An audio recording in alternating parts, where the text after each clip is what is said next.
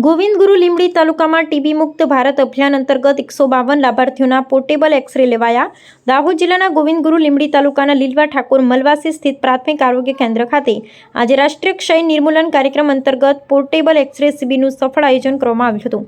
મુખ્ય જિલ્લા આરોગ્ય અધિકારી ડોક્ટર ઉદય ટીલાવત, જિલ્લા ક્ષય અધિકારી ડોક્ટર આર.ડી. પહાડિયા તથા તાલુકા આરોગ્ય અધિકારી ડોક્ટર તુષાર ભાભોરના માર્ગદર્શન હેઠળ યોજાયેલા અભિયાન દરમિયાન વિવિધ કેટેગરીના કુલ 152 લાભાર્થીઓના પોર્ટેબલ એક્સ-રે લેવામાં આવ્યા હતા.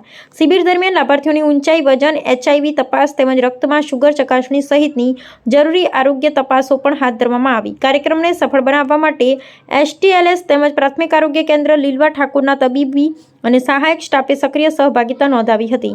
આ અભિયાન દ્વારા ક્ષયરોગ ટીબીના કેસોને વહેલી તકે ઓળખ કરી સમયસર સારવાર ઉપલબ્ધ કરાવવામાં સહાય મળશે, જે ટીબી મુક્ત ભારતના લક્ષ્યને સિદ્ધ કરવા દિશામાં મહત્વપૂર્ણ પગલું માનવામાં આવે છે.